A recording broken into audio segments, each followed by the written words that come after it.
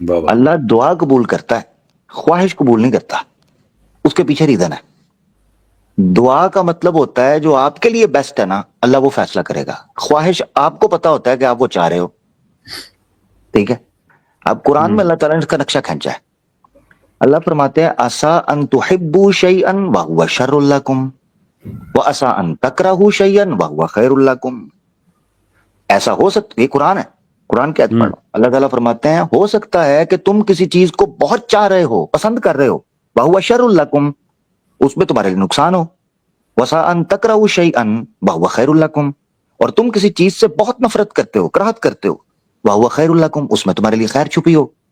اب اس کا ادراک اور احاطہ تو صرف وہی کر سکتا ہے جو علام الغیوب ہو. مرتضی بھائی جب آپ آج سے 5-10 سال بعد زندگی میں انشاءاللہ اللہ تعالیٰ آپ کو حیاتی دے، صحت تندرستی دے اور ایمان کی دولت سے نوازے، سچ سے نوازے انشاءاللہ آپ کے سفر میں، جب آپ آج سے 5-10 سال بعد اپنی زندگی میں کچھ فیصلے لے چکے ہوگے اور کچھ اپرچونٹیز کو چھوڑ چکے ہوگے نا، پھر آپ کو پتا چلے گا کہ کیوں کچھ دعائیں قبول نہیں ہوتی اور کیوں کچھ قبول ہوتی ہیں.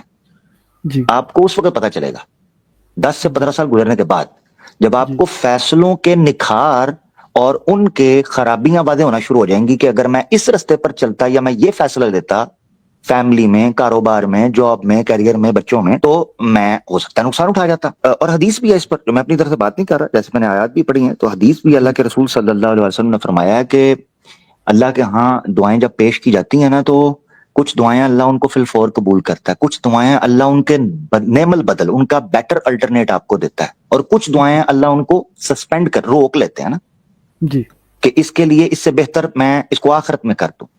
جی یہ حدیث. ایک چیز آپ کو کنفرم ہونی چاہیے کہ اللہ تک ہر اس آدمی کی بات گزاری بات علام الغیوب ہے، علیم بذات الصدور ہے. آپ مانگے نہ مانگے ہیں، وہ بن مانگے کچھ لوگوں کو عطا کر رہا ہے آئیڈیل زندگی، جی ٹھیک ہے، بن مانگے. تو یہ حقیقت ہے کہ دعا کے بغیر بھی کچھ لوگوں کے مسئلے حل ہو رہے ہیں، مگر ہمارا سب سے بڑا نقصان یہ ہوتا ہے کہ جب ہم الہاد کی وادیوں میں بھٹکتے ہیں نا، سب سے زیادہ نقصان جو میں نے بھی شعر پڑھا تھا کہ چھوڑ کر غائب کو تو حاضر کا شیدائی نہ بن. سب سے بڑا نقصان یہ ہوتا ہے کہ انسان جب اللہ کو اور اس کے بنائے ہوئے احکامات یا دی ہوئی تجاویز کو ہلکا اور اگنور کرتا ہے نا، تو وہ اپنے جسم یعنی اپنی زندگی کے کچھ ایریاز کو ان اٹینڈڈ چھوڑ دیتا ہے، جس کے اب بیکلیش آتا ہے. مثال کے طور پر سائنس نے جب امپیریکل بیسس پر یا آبزرویشنل بیسس پر اپنی ترقی کی بنیاد رکھی نا، تو اس نے اسپرٹ کو، سول کو اگنور کیا. یہ تو 16 17 18 سینچری میں جا کے کچھ سر پھرے تھے جن کو اس وقت کو مانتا نہیں تھا، آج ان کی حقیقت کو مانا، جو کہ سائیکو انالیسس کرتے تھے، سائیکولوجسٹ وغیرہ، جی سائکیٹرسٹ وغیرہ. ان کا جی ماننا یہ تھا، ابھی بھی وہ یہ کہتے ہیں کہ برین کے تھرو کچھ جناب چارجز ادھر ادھر جاتے ہیں تو انسان کا بیہیویئر چینج ہوتا ہے، بٹ کانشیسنیس ہیومن کا، سائیکالوجی ہیومن کی کیسے اس کو سسٹین کرتی ہے، اسٹیبل کرتی ہے، یہ ابھی تک ایک مسٹری ہے.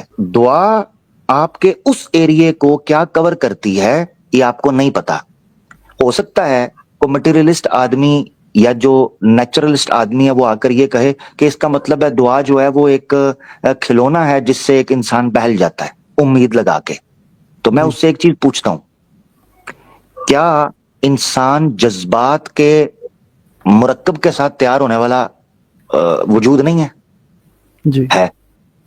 اللہ نے انسان کو جہاں اس کے جسم کو مخاطب کیا نا، وہیں اس کی روح کو بھی اور اس کی نفسیات کو بھی مخاطب کیا ہے. جی تو لہذا ضروری تھا کہ اسلام انسان کو کمپلیٹلی ہیل کرنے کے لیے اپنے اندر ابیلٹی رکھتا ہو اور سولوشن رکھتا ہو.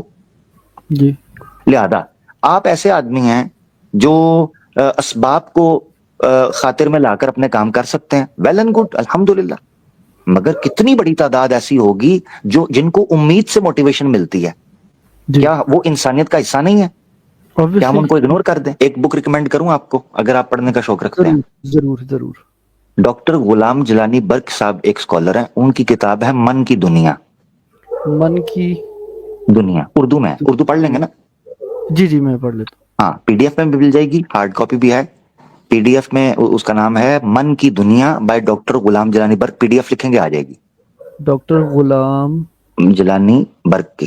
جلانی ہاں، جلانی آپ پڑھیں گے نا تو یہ دعا کے ٹاپک کو اور بھی کئی ٹاپکس کو جو مابعد طبیعت میں آتے ہیں، ठीक है ना, जो बेसिकली हमें ज़ाहिरी आंखों से नजर नहीं आती रिलीजियस कॉन्सेप्ट जो हैं उनकी अंडरस्टैंडिंग के लिए आपको काफी अच्छी मदद देगी। तो दुआ का टॉपिक इसमें बड़ा जबरदस्त डिस्कस किया गया है, ठीक है, चलें तो इसको जरूर जजाक पढ़िएगा। थैंक यू मेरा भाई, थैंक यू। चल